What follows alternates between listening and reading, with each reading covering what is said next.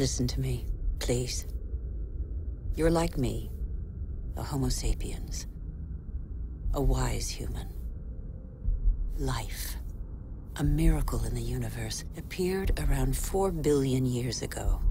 And we humans, only 200,000 years ago. Yet we have succeeded in disrupting the balance that is so essential to life. Listen carefully to this extraordinary story, which is yours, and decide what you want to do with it.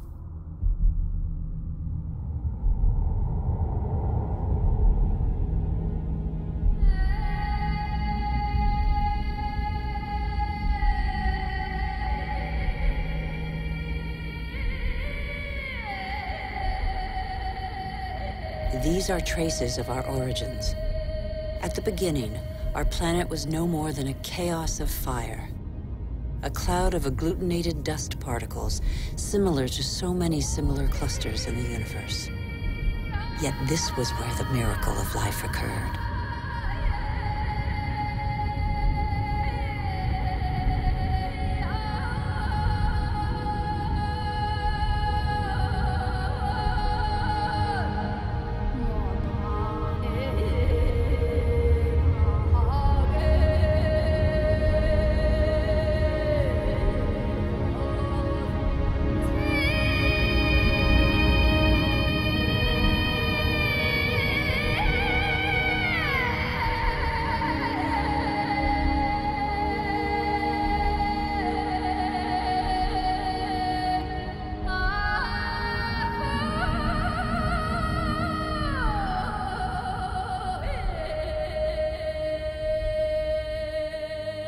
Today, life, our life, is just a link in a chain of innumerable living beings that have succeeded one another on Earth over nearly 4 billion years. And even today, new volcanoes continue to sculpt our landscapes. They offer a glimpse of what our Earth was like at its birth. Molten rock surging from the depths, solidifying, cracking, blistering or spreading in a thin crust before falling dormant for a time.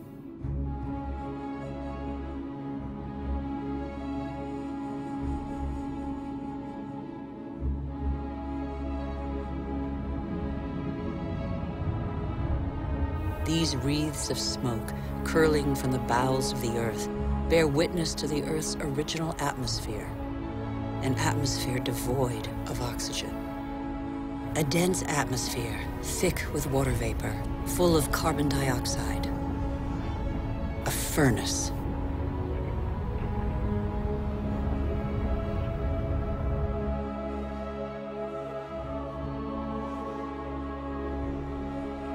The Earth cooled. The water vapor condensed and fell in torrential downpours.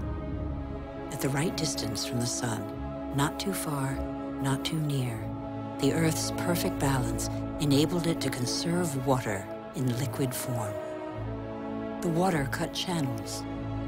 They are like the veins of a body, the branches of a tree, the vessels of the sap that the water gave to the Earth.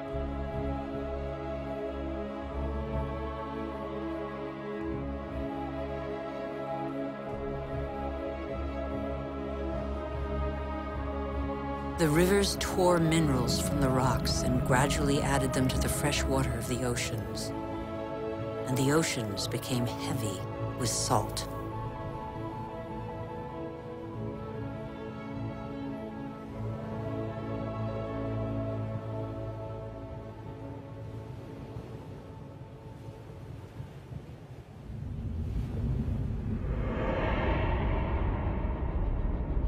Where do we come from? Where did life first spark into being? A miracle of time, primitive life forms still exist in the globe's hot springs. They give them their colors. They're called archaeobacteria.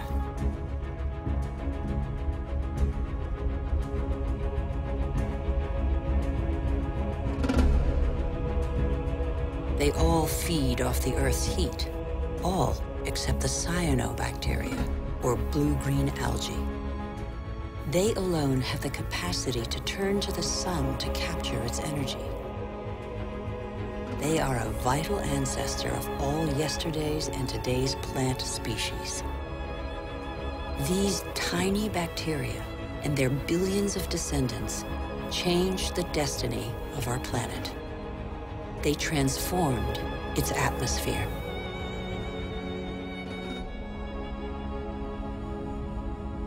What happened to the carbon that poisoned the atmosphere? It's still here, imprisoned in the Earth's crust. Here, there once was a sea inhabited by microorganisms. They grew their shells by tapping into carbon from the atmosphere dissolved in the ocean. These strata are the accumulated shells of those billions and billions of microorganisms.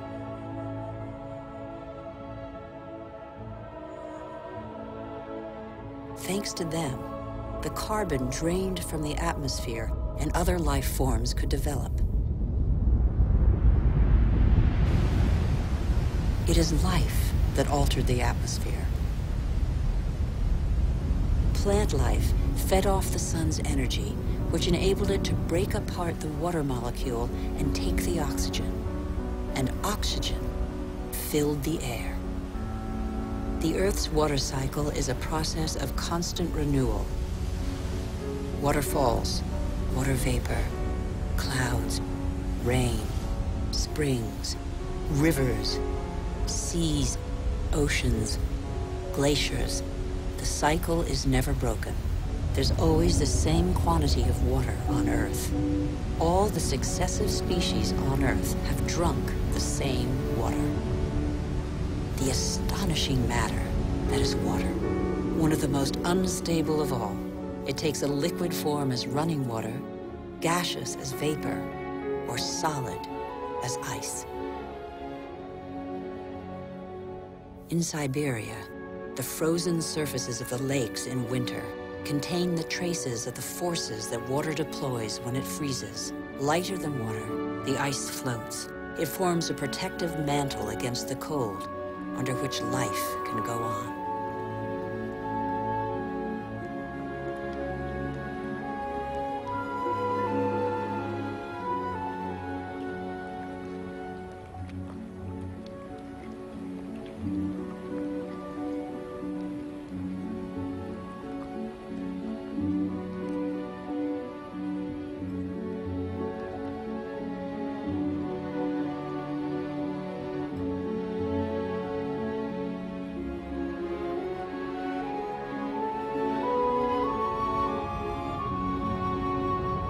The engine of life is linkage.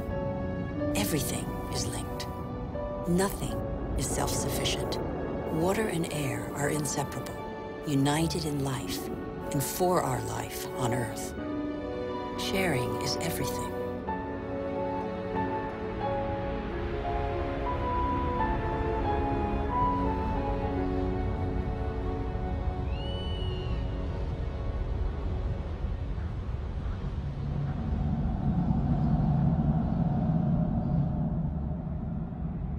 The green expanse peeking through the clouds is the source of oxygen in the air.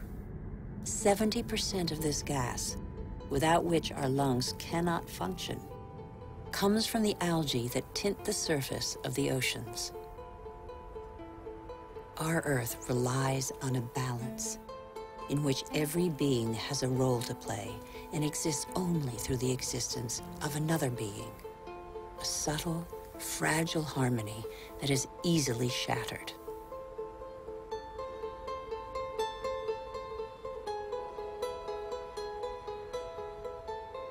Thus, corals are born from the marriage of algae and shells.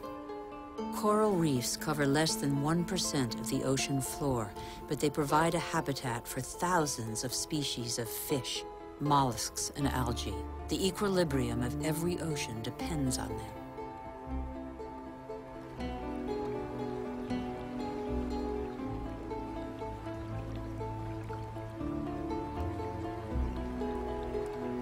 The Earth counts time in billions of years. It took more than 4 billion years for it to make trees. In the chain of species, trees are a pinnacle, a perfect living sculpture. Trees defy gravity. They are the only natural element in perpetual movement toward the sky. They grow unhurriedly toward the sun that nourishes their foliage.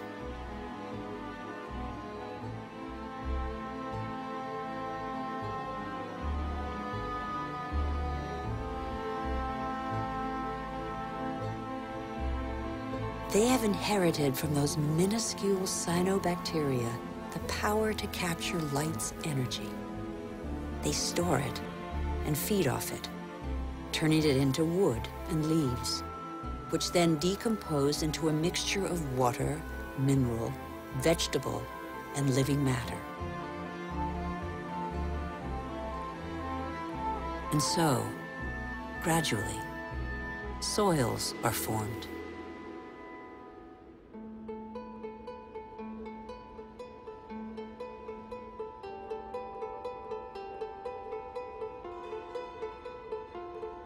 Soils teem with the incessant activity of microorganisms feeding, digging, aerating, and transforming. They make the humus, the fertile layer to which all life on land is linked.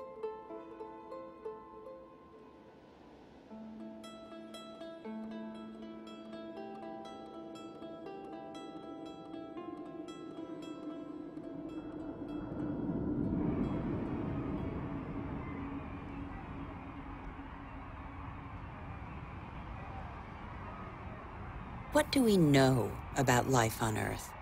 How many species are we aware of? 1/10 of them? 100th, perhaps? What do we know about the bonds that link them?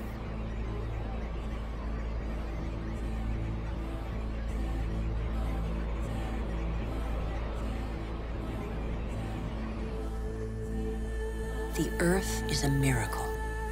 Life remains a mystery.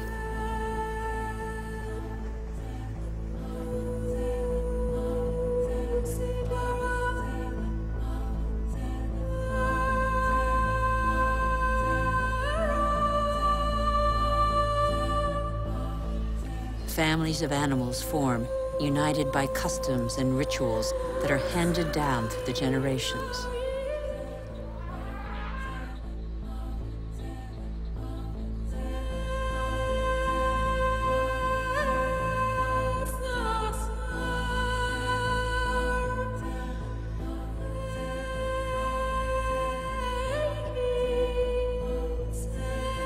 Some adapt to the nature of their pasture, and their pasture adapts to them. And both gain. The animal sates its hunger, and the tree can blossom again.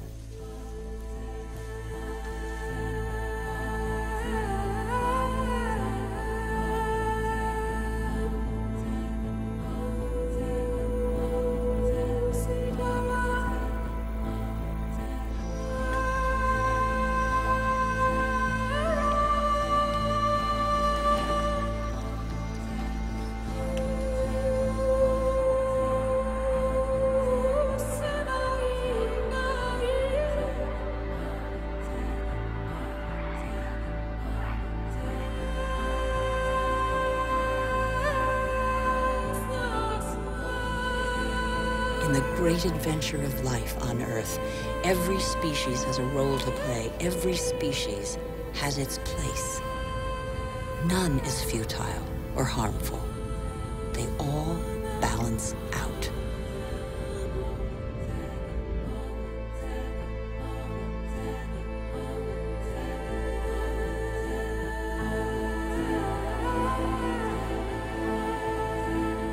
And that's where you, Homo sapiens, wise human, enter the story. You benefit from a fabulous 4 billion-year-old legacy bequeathed by the Earth.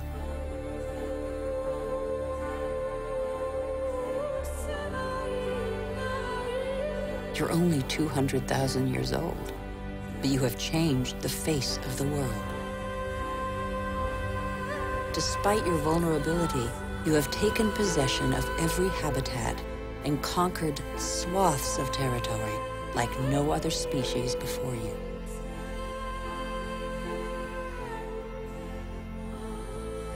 After 180,000 nomadic years, and thanks to a more clement climate, humans settled down. They no longer depended on hunting for survival. They chose to live in wet environments that abounded in fish, game, and wild plants, there where land, water, and life combine.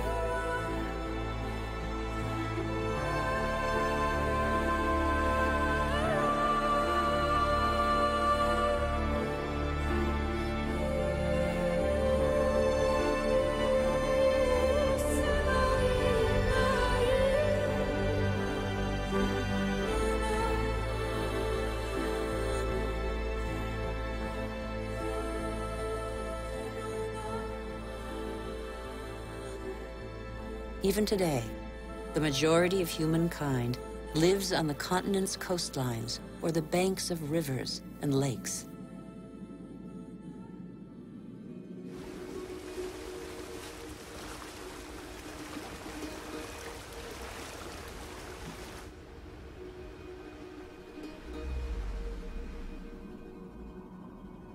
Across the planet, 1 person in 4 lives as humankind did 6,000 years ago. Their only energy, that which nature provides, season after season. It's the way of life of 1.5 billion people, more than the combined population of all the wealthy nations.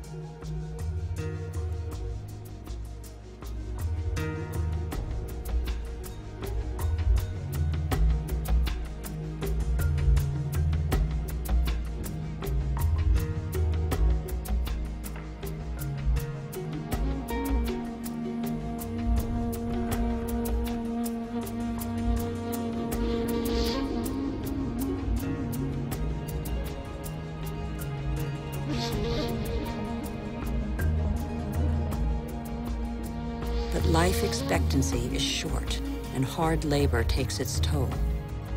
The uncertainties of nature weigh on daily life. Education is a rare privilege. Children are a family's only asset, as long as every extra pair of hands is a necessary contribution to its subsistence.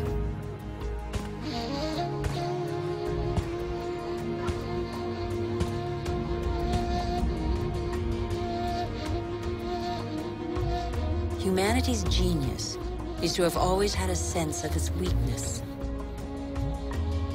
The physical energy and strength with which nature insufficiently endowed humans is found in animals that help them to discover new territories.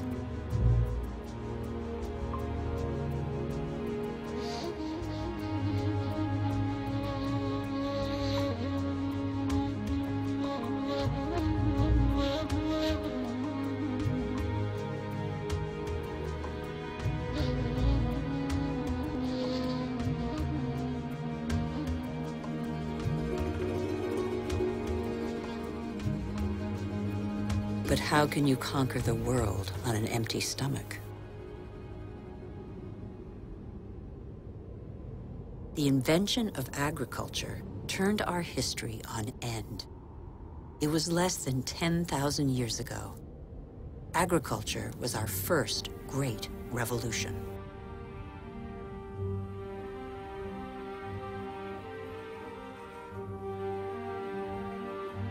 It resulted in the first surpluses and gave birth to cities and civilizations.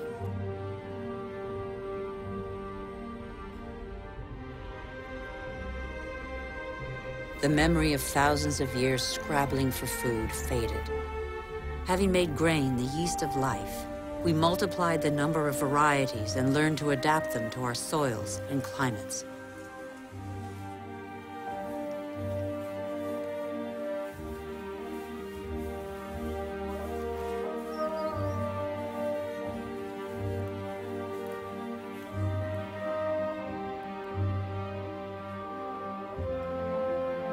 We're like every species on Earth. Our principal daily concern is to feed ourselves. When the soil is less than generous and the water becomes scarce, we are able to deploy prodigious efforts to extract from the land enough to live on.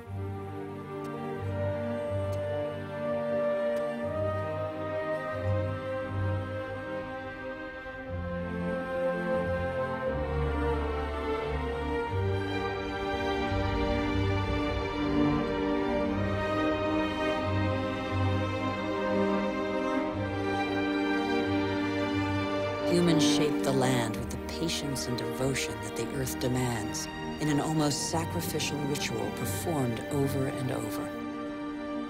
Agriculture is still the world's most widespread occupation.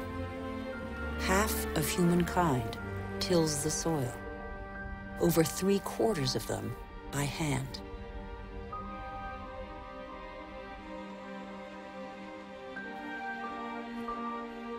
Agriculture is like a tradition handed down from generation to generation in sweat, graft, and toil, because for humanity, it is a prerequisite of survival.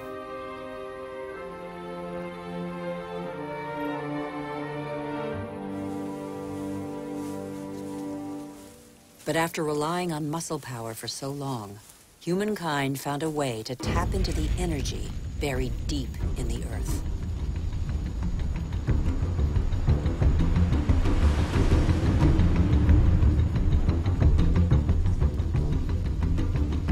These flames are also from plants, a pocket of sunlight, pure energy, the energy of the sun, captured over millions of years by millions of plants more than 100 million years ago.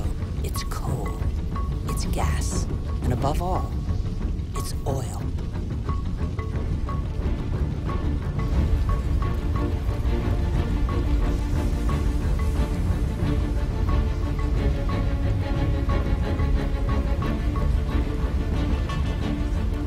And this pocket of sunlight freed humans from their toil on the land. With oil began the era of humans who break free of the shackles of time. With oil, some of us acquired unprecedented comforts. And in 50 years, in a single lifetime, the Earth has been more radically changed than by all previous generations of humanity.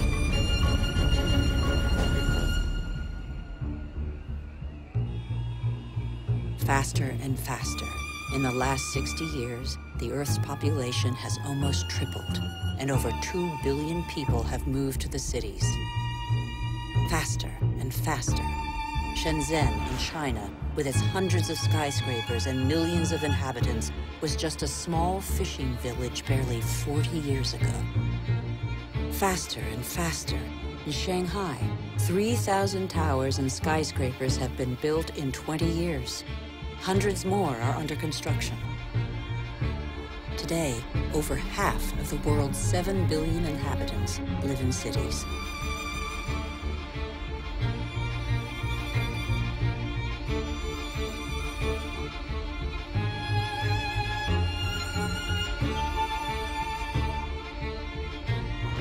New York, the world's first megalopolis, is the symbol of the exploitation of the energy the Earth supplies to human genius. The manpower of millions of immigrants, the energy of coal, the unbridled power of oil.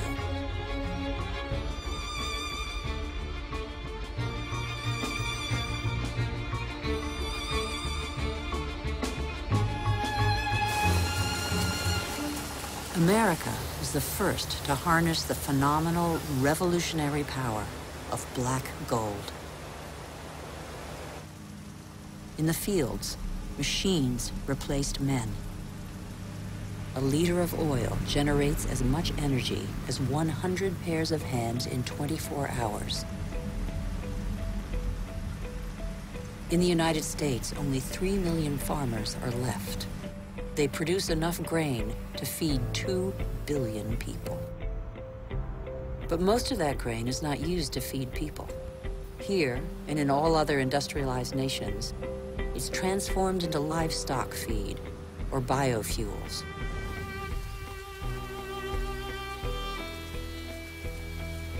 The pocket of sunshine's energy chased away the specter of drought that stalked farmland. No spring escapes the demands of agriculture, which accounts for 70% of humanity's water consumption. In nature, everything is linked. The expansion of cultivated land and single-crop farming encouraged the development of parasites. Pesticides, another gift of the petrochemical revolution, exterminated them. Bad harvests and famine became a distant memory. The biggest headache now was what to do with the surpluses engendered by modern agriculture. But toxic pesticides seeped into the air, soil, plants, animals, rivers, and oceans. They penetrated the heart of cells similar to the mother cell that is shared by all forms of life. Are they harmful to the humans that they released from hunger? These farmers, in their yellow protective suits, probably have a good idea.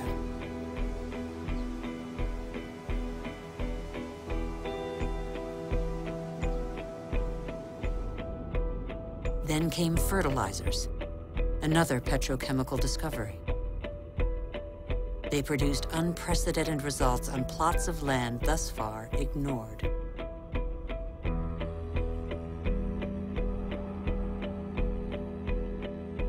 Crops adapted to soils and climates gave way to the most productive varieties and the easiest to transport.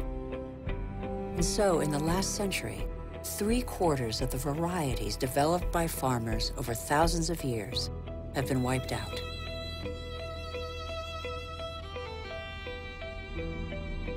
As far as the eye can see, fertilizer below, plastic on top.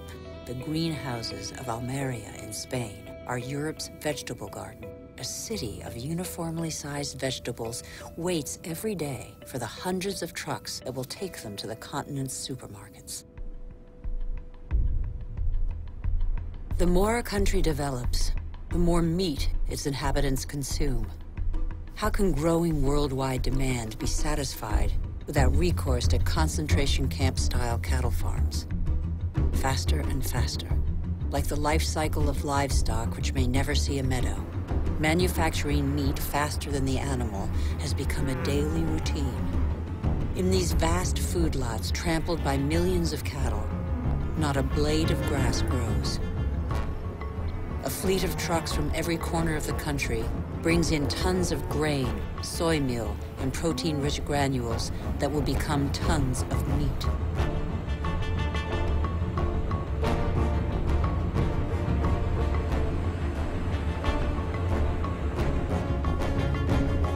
The result is that it takes 100 liters of water to produce 1 kilogram of potatoes, 4,000 liters for 1 kilo of rice, and 13,000 liters for 1 kilo of beef, not to mention the oil guzzled in the production process and transport.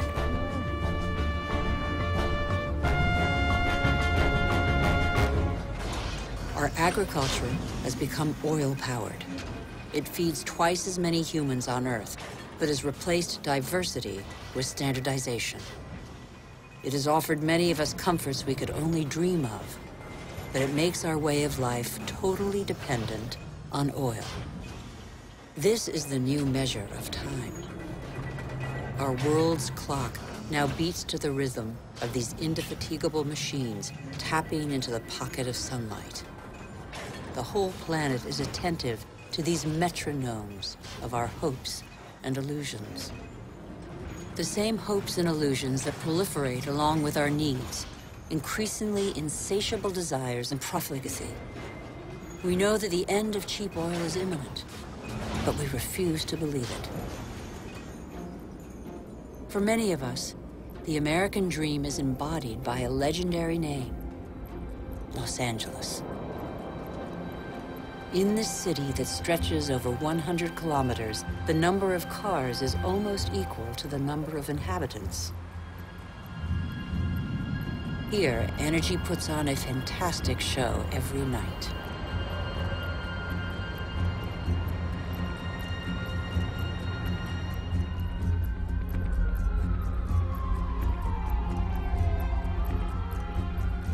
The days seem to be no more than the pale reflection of nights that turn the city into a starry sky.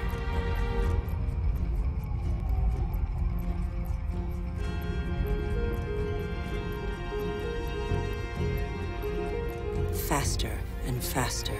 Distances are no longer counted in miles, but in minutes. The automobile shapes new suburbs where every home is a castle, a safe distance from the asphyxiated city centers, and where neat rows of houses huddle around dead-end streets. The model of a lucky few countries has become a universal dream preached by televisions all over the world. Even here in Beijing, it is cloned, copied, and reproduced in these formatted houses that have wiped pagodas off the map.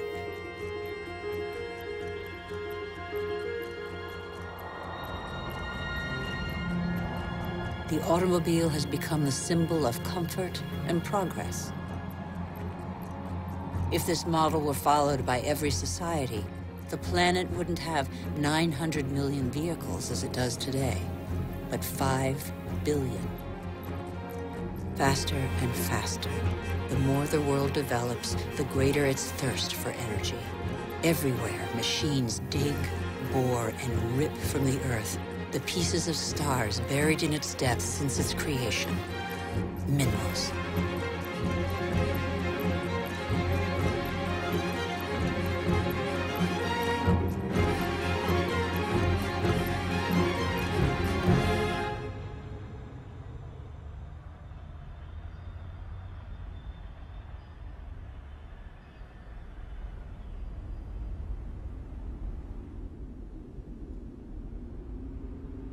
As a privilege of power, 80% of this mineral wealth is consumed by 20% of the world's population. Before the end of this century, excessive mining will have exhausted nearly all the planet's reserves.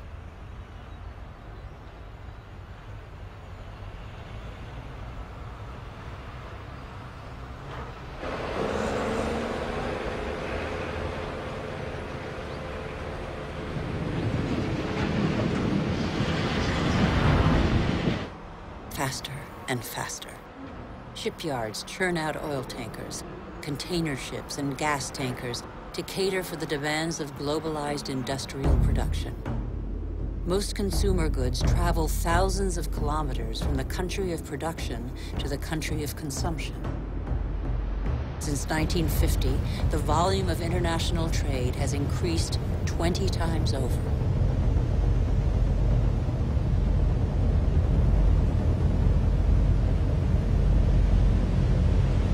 90% of trade goes by sea.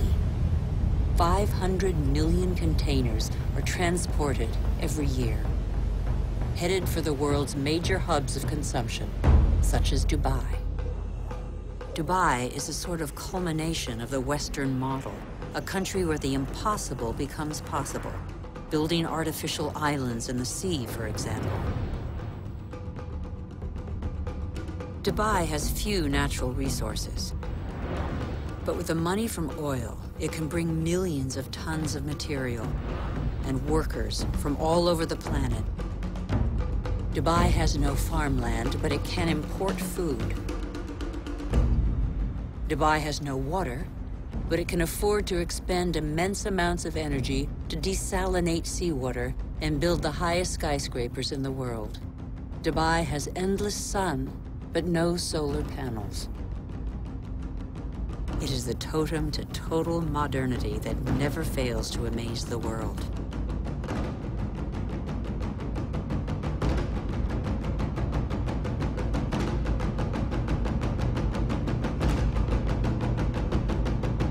Dubai is like the new beacon for all the world's money.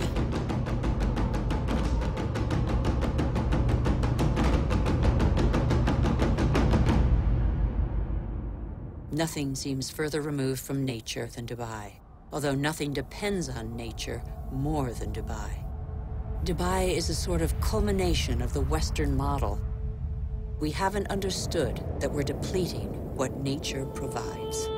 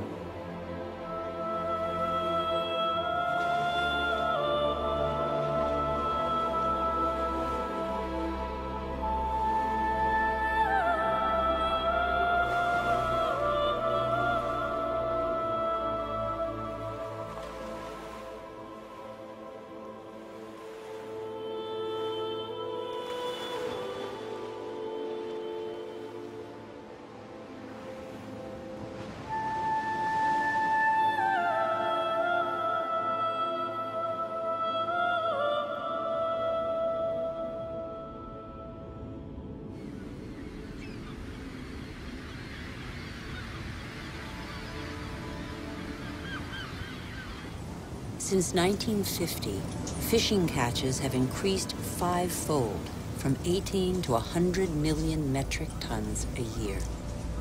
Thousands of factory ships are emptying the oceans. 3/4 of fishing grounds are exhausted, depleted, or in danger of being so. Most large fish have been fished out of existence since they have no time to reproduce.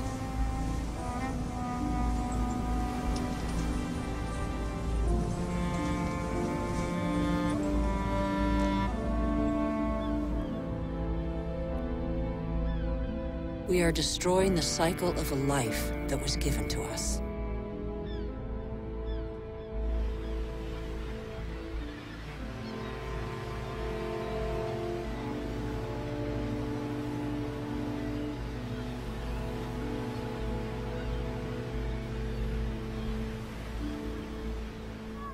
At the current rate, all fish stocks are threatened with exhaustion. Fish is the staple diet of 1 in 5 humans.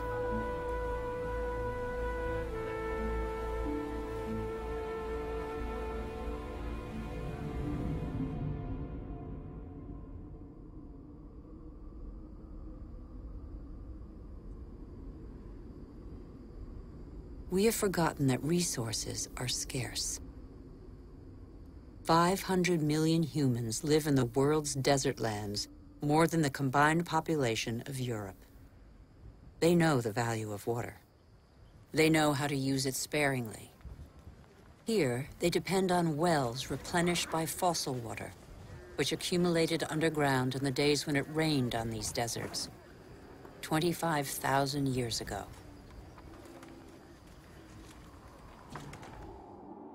Fossil water also enables crops to be grown in the desert to provide food for local populations.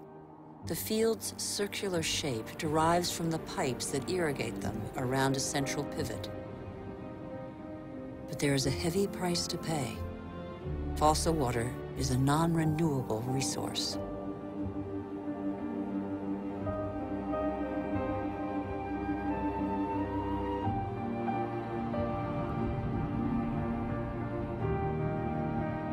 In Saudi Arabia, the dream of industrial farming in the desert has faded. As if on a parchment map, the light spots on this patchwork show abandoned plots. The irrigation equipment is still there, the energy to pump water also. But the fossil water reserves are severely depleted.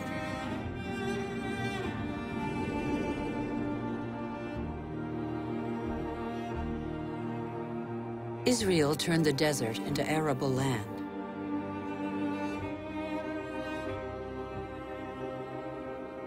Even though these hothouses are now irrigated drop by drop, water consumption continues to increase along with exports.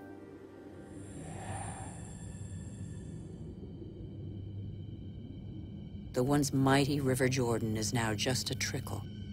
Its water has flown to supermarkets all over the world in crates of fruit and vegetables.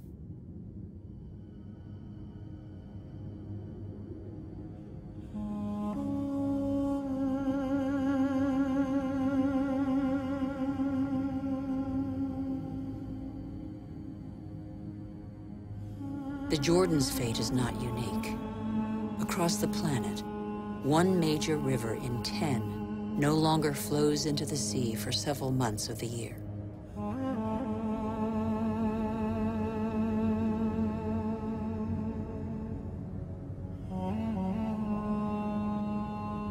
Deprived of the Jordan's water, the level of the Dead Sea goes down by over 1 meter per year.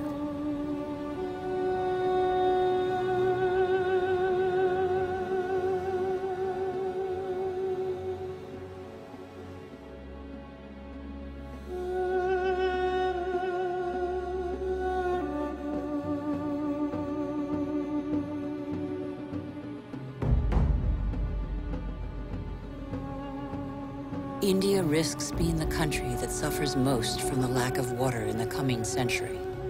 Massive irrigation has fed the growing population, and in the last 50 years, 21 million wells have been dug.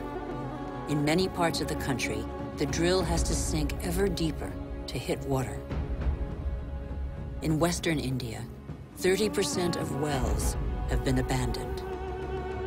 The underground aquifers are drying out. Vast reservoirs will catch the monsoon rains to replenish the aquifers. In dry season, women from local villages dig them with their bare hands.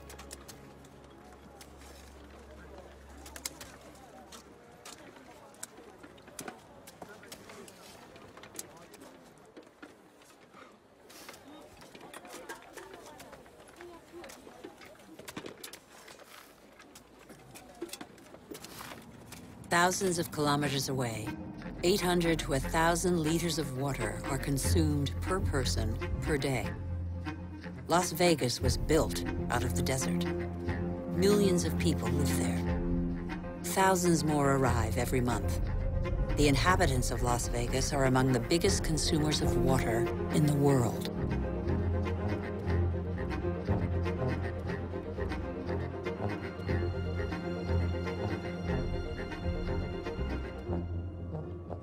Palm Springs is another desert city with tropical vegetation and lush golf courses. How long can this mirage continue to prosper?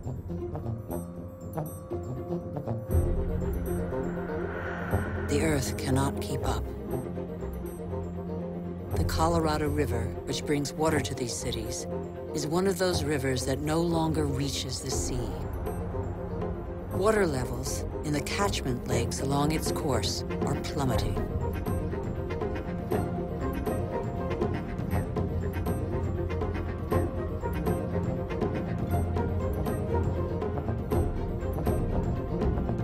Water shortages could affect nearly 2 billion people before 2025.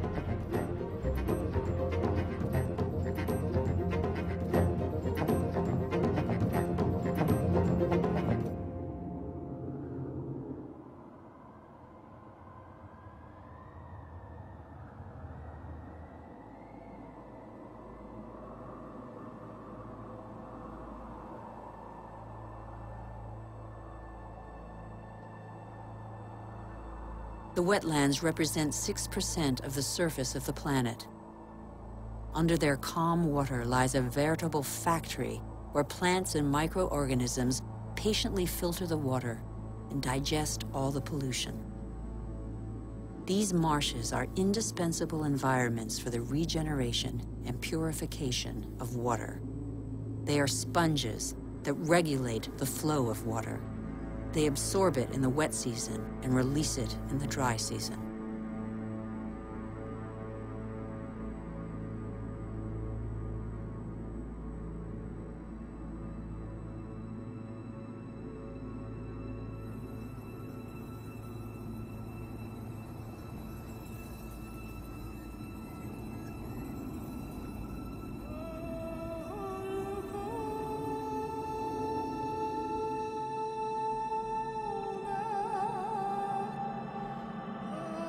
In our race to conquer more land, we have reclaimed them as pasture for our livestock, or as land for agriculture or building. In the last century, half of the world's marshes were drained. We know neither their richness nor their role.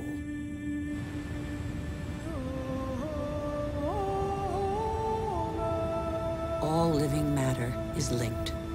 Water, air, soil, trees. The world's magic is right in front of our eyes.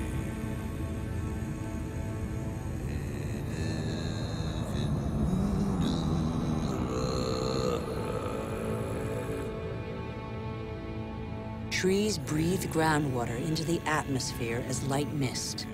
They form a canopy that alleviates the impact of heavy rains. The forests provide the humidity that is necessary for life. They store carbon, containing more than all the Earth's atmosphere. They are the cornerstone of the climactic balance on which we all depend.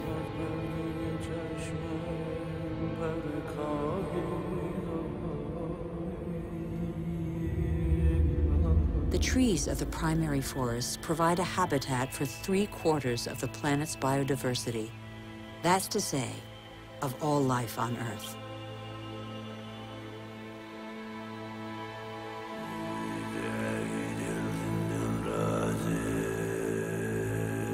These forests provide the remedies that cure us. The substances secreted by these plants can be recognized by our bodies. Our cells talk the same language. We are of the same family.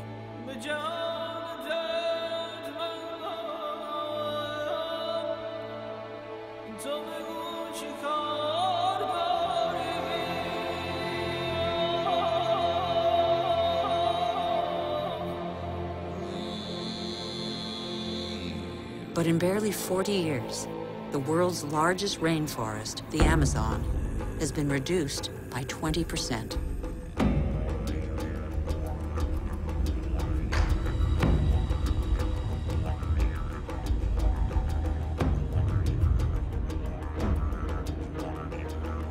The forest gives way to cattle ranches or soybean farms. 95% of these soybeans are used to feed livestock and poultry in Europe and Asia. And so, a forest is turned into meat.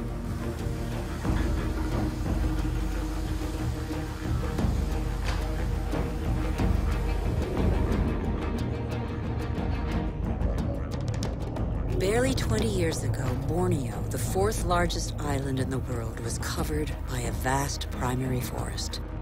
At the current rate of deforestation, it will have totally disappeared within 10 years.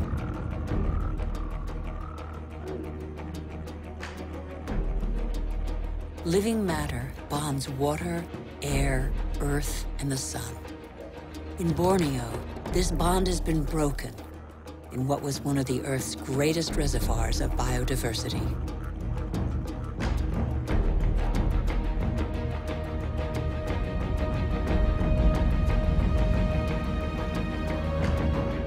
This catastrophe was provoked by the decision to produce palm oil, one of the most productive and consumed oils in the world, on Borneo. Palm oil not only caters to our growing demand for food, but also cosmetics, detergents, and increasingly, alternative fuels. The forest diversity was replaced by a single species, the oil palm. For local people, it provides employment. It is an agricultural industry.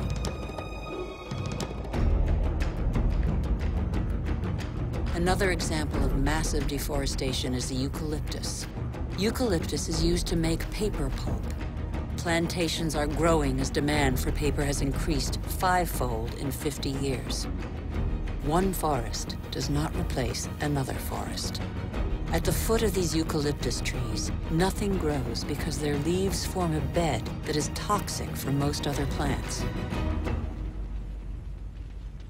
They grow quickly, but exhaust water reserves. Soybeans, palm oil, eucalyptus trees. Deforestation destroys the essential to produce the superfluous. But elsewhere, deforestation is a last resort to survive.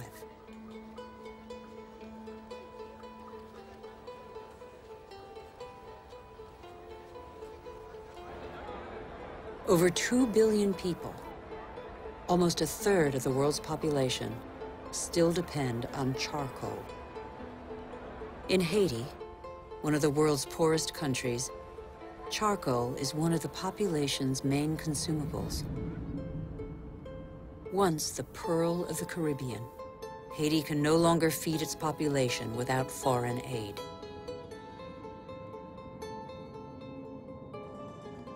On the hills of Haiti, only 2% of the forests are left.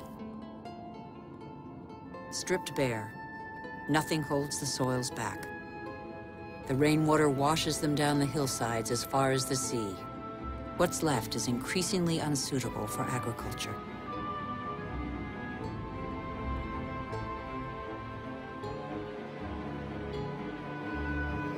In some parts of Madagascar, the erosion is spectacular. Whole hillsides bear deep gashes hundreds of meters wide. Thin and fragile, soil is made by living matter. With erosion, the fine layer of humus, which took thousands of years to form, disappears.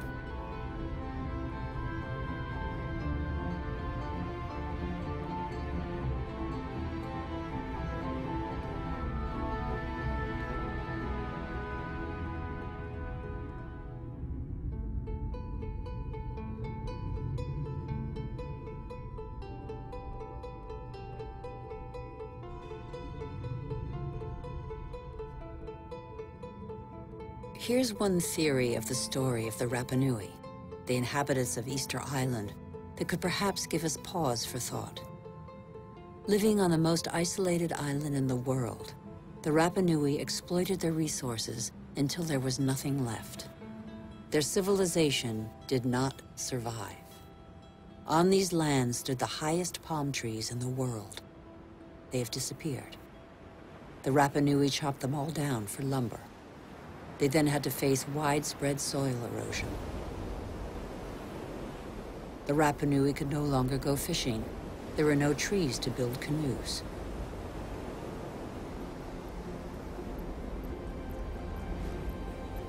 And yet the Rapa Nui formed one of the most brilliant civilizations in the Pacific. Innovative farmers, sculptors, exceptional navigators. They were caught in the vice of overpopulation and dwindling resources. They experienced social unrest, revolts, and famine.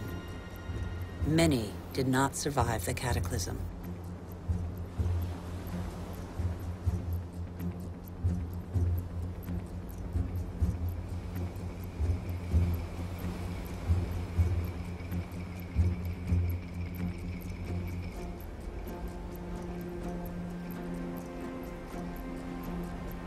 The real mystery of Easter Island is not how its strange statues got there. We know now. It's why the Rapa Nui didn't react in time.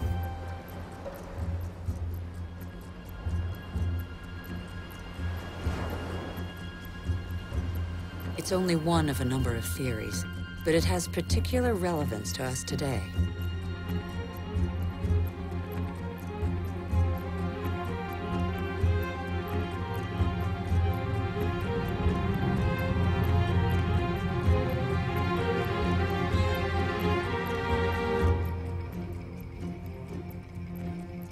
Since 1950, the world's population has almost tripled. And since 1950, we have more fundamentally altered our island, the Earth, than in all of our 200,000-year history. Nigeria is the biggest oil exporter in Africa, and yet 70% of the population lives under the poverty line. The wealth is there, but the country's inhabitants don't have access to it. The same is true all over the globe. Half the world's poor live in resource-rich countries.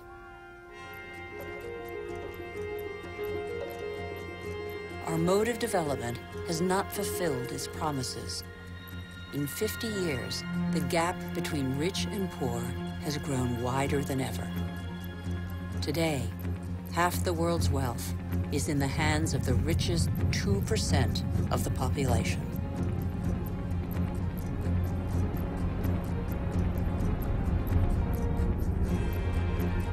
Can such disparities be maintained? They're the cause of population movements whose scale we have yet to fully realize. The city of Lagos had a population of 700,000 in 1960. That will rise to 16 million by 2025. Lagos is one of the fastest growing megalopolises in the world. The new arrivals are mostly farmers forced off the land for economic or demographic reasons, or because of diminishing resources. This is a radically new type of urban growth driven by the urge to survive rather than to prosper.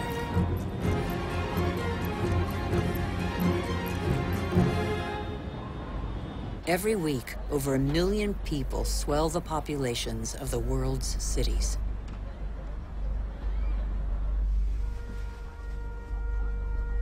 One human being in 6 now lives in a precarious, unhealthy, overpopulated environment without access to daily necessities such as water, sanitation, or electricity.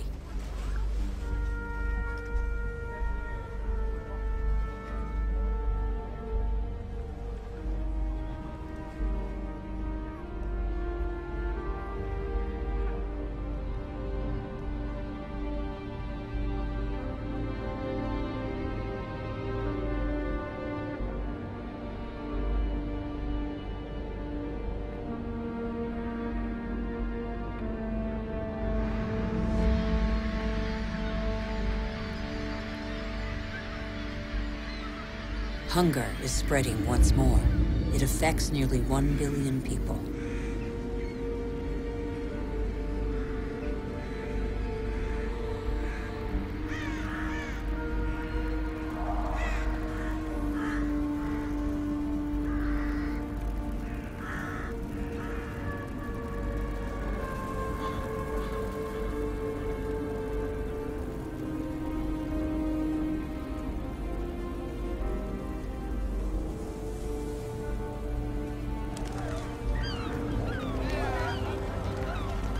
All over the planet, the poorest scrabble to survive on scraps, while we continue to dig for resources that we can no longer live without.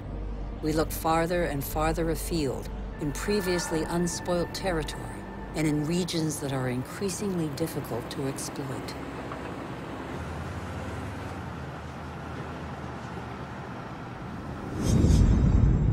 We're not changing our model. Oil might run out. We can still extract oil from the tar sands of Canada. The biggest trucks in the world move thousands of tons of sand. The process of heating and separating bitumen from the sand requires millions of cubic meters of water. Colossal amounts of energy are needed. The pollution is catastrophic. The most urgent priority, apparently, is to pick every pocket of sunlight.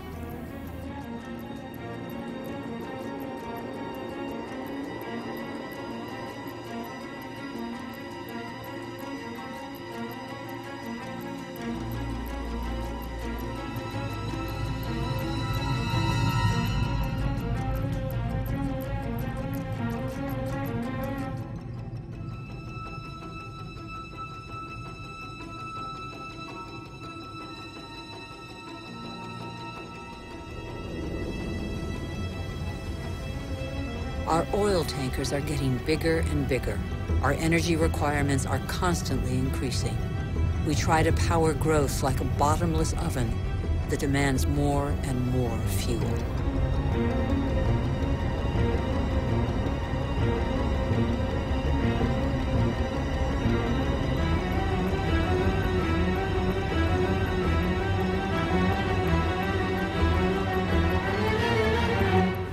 It's all about carbon. In a few decades, the carbon that made our atmosphere a furnace and that nature captured over millions of years, allowing life to develop, will have largely been pumped back out. The atmosphere is heating up. It would have been inconceivable for a boat to be here just a few years ago. Transport, industry, deforestation, agriculture. Our activities release gigantic quantities of carbon dioxide. Without realizing it, molecule by molecule, we have upset the Earth's climatic balance. All eyes are on the poles, where the effects of global warming are most visible. It's happening fast, very fast. The Northwest Passage that connects America, Europe, and Asia via the pole is opening up. The Arctic ice cap is melting. Under the effect of global warming, the ice cap has lost 40% of its thickness in 40 years. Its surface area in the summer shrinks year by year. It could disappear in the summer months by 2030. Some say 2015.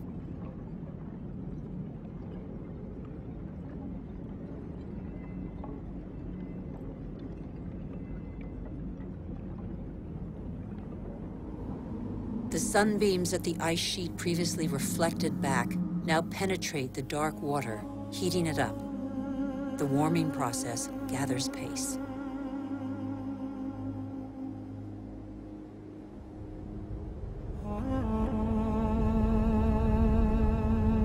This ice contains the records of our planet. The concentration of carbon dioxide hasn't been so high for several 100,000 years. Humanity has never lived in an atmosphere like this.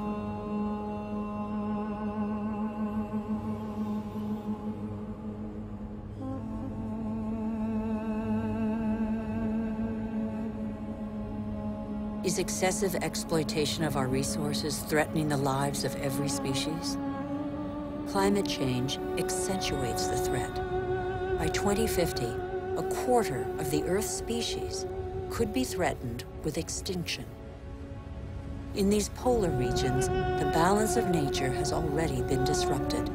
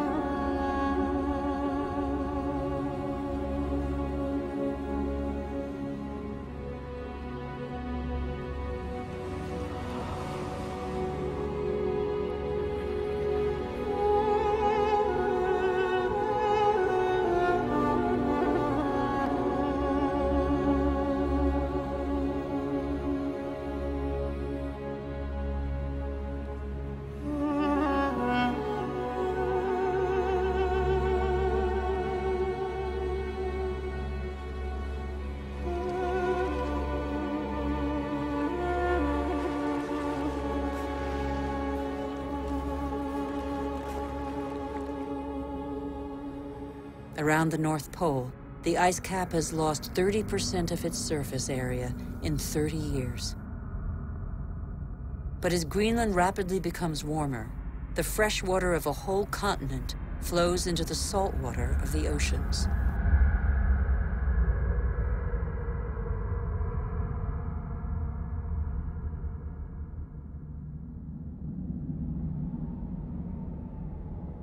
Greenland's ice contains 20% of the fresh water of the whole planet.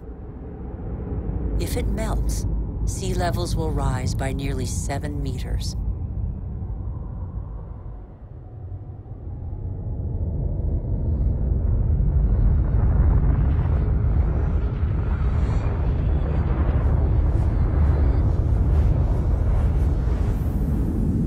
But there is no industry here. Greenland's ice sheet suffers from greenhouse gases emitted elsewhere on Earth. Our ecosystem doesn't have borders. Wherever we are, our actions have repercussions on the whole Earth. The atmosphere of our planet is an indivisible whole. It is an asset we share. On Greenland's surface, lakes are appearing on the landscape. The ice cap has begun to melt at a speed that even the most pessimistic scientists did not envision 10 years ago.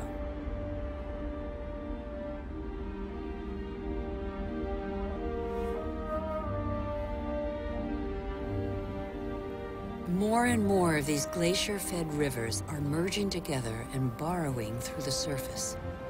It was thought the water would freeze in the depths of the ice. On the contrary, it flows under the ice, carrying the ice sheet into the sea, where it breaks into icebergs.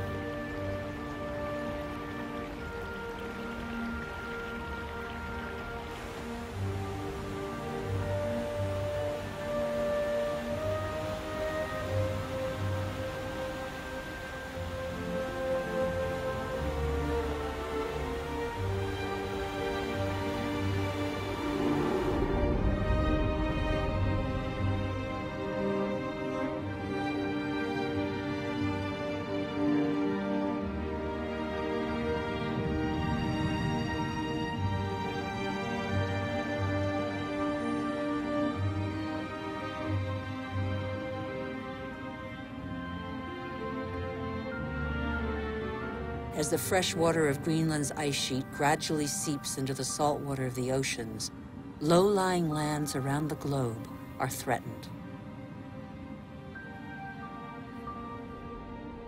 Sea levels are rising, water expanding as it gets warmer, caused in the 20th century alone a rise of 20 centimeters.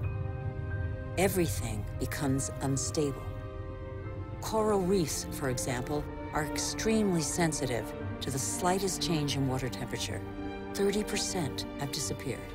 They are an essential link in the chain of species.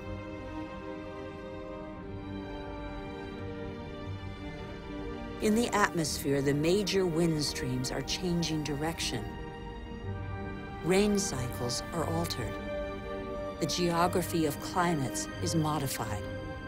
The inhabitants of the low-lying islands here in the Maldives, for example, are on the front line. They are increasingly concerned.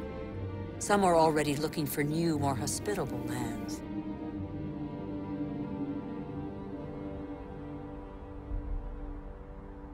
If sea levels continue to rise faster and faster, what will major cities like Tokyo, the world's most populous city, do? Every year, scientists' predictions become more and more alarming. 70% of the world's population lives on coastal plains. 11 of the 15 biggest cities stand on a coastline or river estuary. As the seas rise, salt will invade the water table, depriving inhabitants of drinking water. Migratory phenomena are inevitable. The only uncertainty concerns their scale.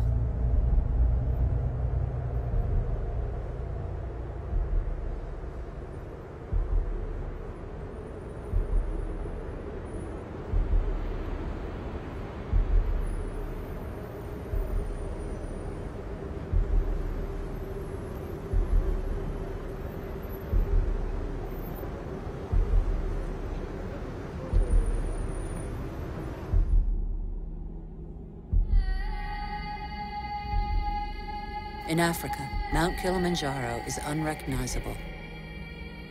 80% of its glaciers have disappeared. In summer, the rivers no longer flow. Local peoples are affected by the lack of water. Even on the world's highest peaks, in the heart of the Himalayas, eternal snows and glaciers are receding. Yet these glaciers play an essential role in the water cycle. They trap the water from the monsoons as ice and release it in the summer when the snow melts.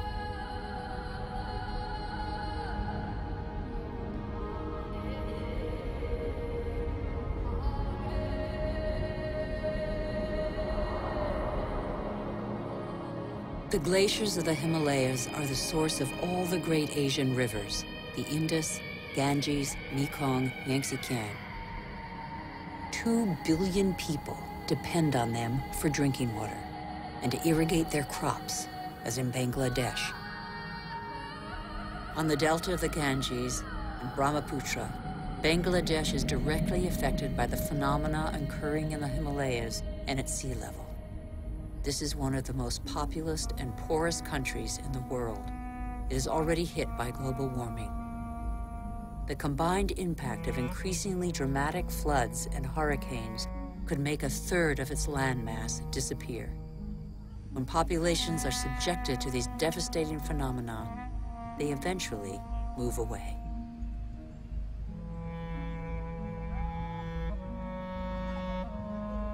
Wealthy countries will not be spared.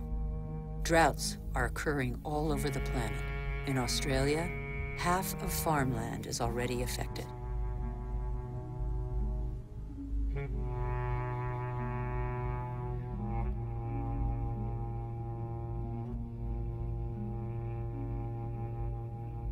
We are in the process of compromising the climactic balance that has allowed us to develop over 12,000 years.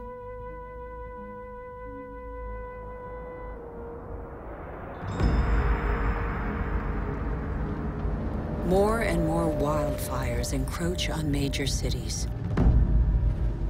In turn, they exacerbate global warming. As the trees burn, they release carbon dioxide.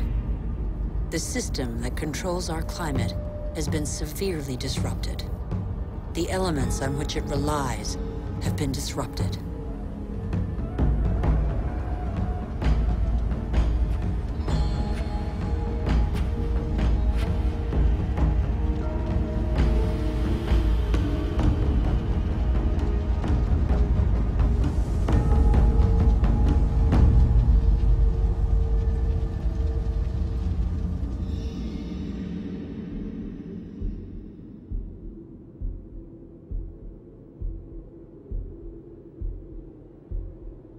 The clock of climate change is ticking in these magnificent landscapes.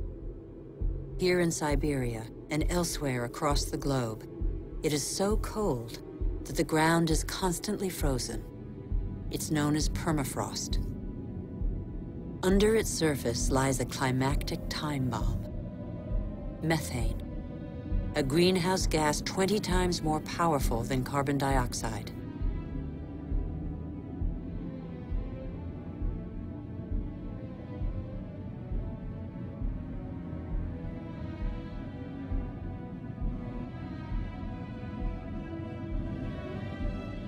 If the permafrost melts, the methane released would cause the greenhouse effect to race out of control with consequences no one can predict.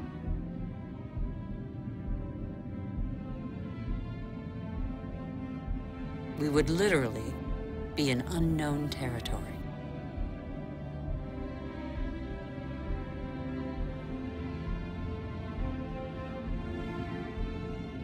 Humanity has no more than 10 years to reverse the trend and avoid crossing into this territory. Life on Earth as we have never known it.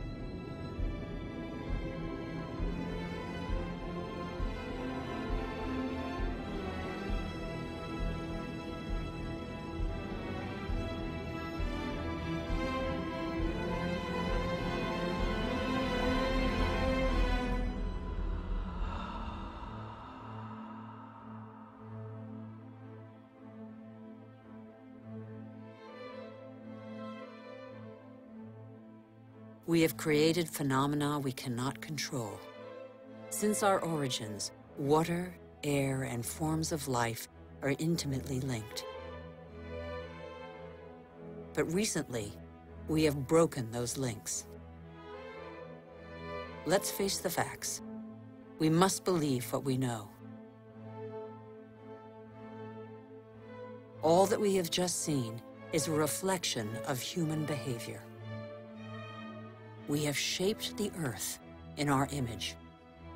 We have very little time to change. How can this century carry the burden of 9 billion human beings if we refuse to be called to account for everything we alone have done.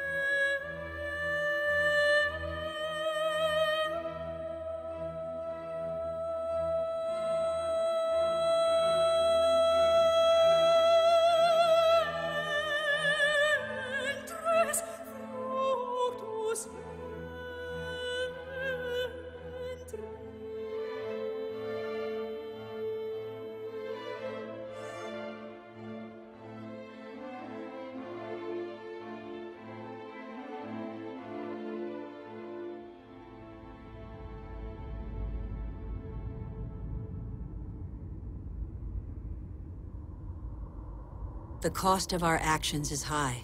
Others pay the price without having been actively involved. I have seen refugee camps as big as cities, sprawling in the desert. How many men, women, and children will be left by the wayside tomorrow? Must we always build walls to break the chain of human solidarity, separate peoples, and protect the happiness of some from the misery of others? It's too late to be a pessimist. I know that a single human can knock down every wall. It's too late to be a pessimist. Worldwide, 4 children out of 5 attend school. Never has learning been given to so many human beings. Everyone, from richest to poorest, can make a contribution. Lesotho, one of the world's poorest countries, is proportionally the one that invests most in its people's education. Qatar, one of the world's richest states, has opened its doors to the best universities. Culture, education, research, and innovation are inexhaustible resources. In the face of misery and suffering, millions of NGOs prove that solidarity between peoples is stronger than the selfishness of nations. In Bangladesh, a man thought the unthinkable and founded a bank that lends only to the poor. In 30 years, it has changed the lives of 150 million people. Antarctica is a continent with immense natural resources that no country can claim for itself, a natural reserve devoted to peace and science. A treaty signed by 49 states has made it a treasure shared by all humanity. It's too late to be a pessimist.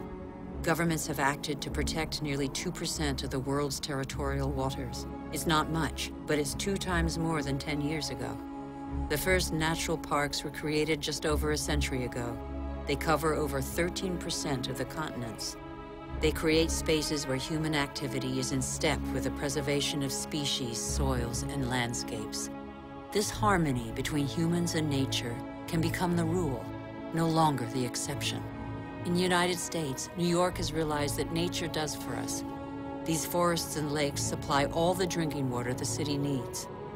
In South Korea, the forests have been devastated by war. Thanks to a national reforestation program, they once more cover 65% of the country. More than 75% of paper is recycled. Costa Rica has made a choice between military spending and the conservation of its lands. The country no longer has an army. It prefers to devote its resources to education, ecotourism, and the protection of its primary forest. Gabon is one of the world's leading producers of wood. It enforces selective logging, not more than 1 tree every hectare. Its forests are one of the country's most important economic resources, but they have the time to regenerate. Programs exist that guarantee sustainable forest management. They must become mandatory. For consumers and producers, justice is an opportunity to be seized. When trade is fair, when both buyer and seller benefit, everybody can prosper and earn a decent living.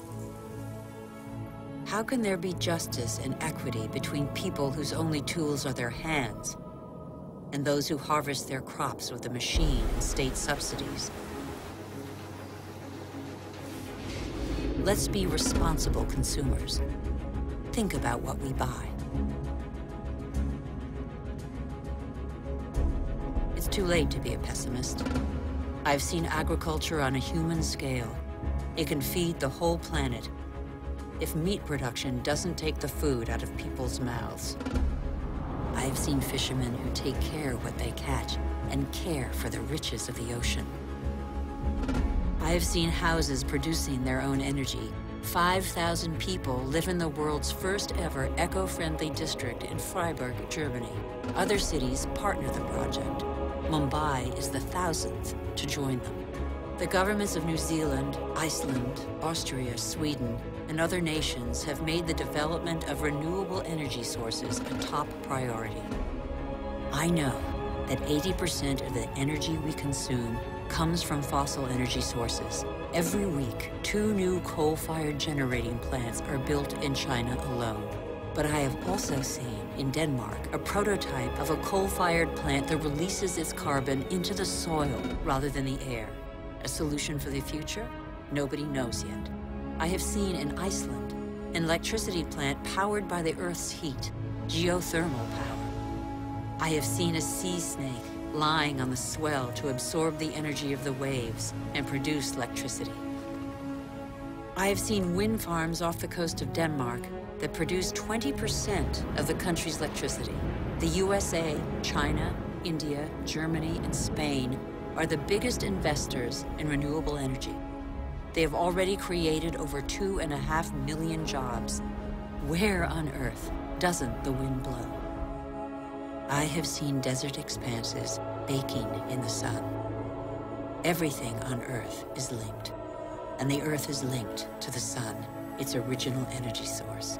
Can humans not imitate plants and capture its energy?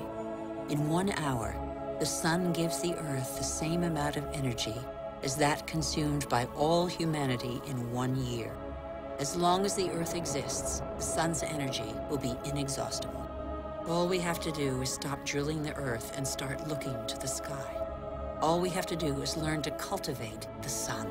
All these experiments are only examples, but they testify to a new awareness. They lay down markers for a new human adventure based on moderation, intelligence, and sharing.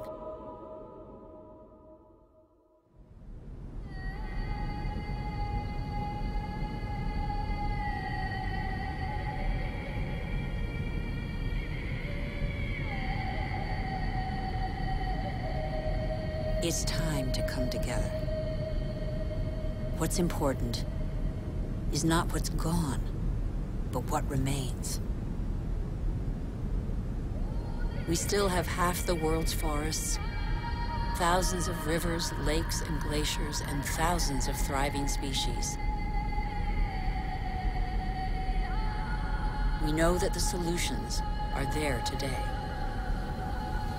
We all have the power to change. So what are we waiting for?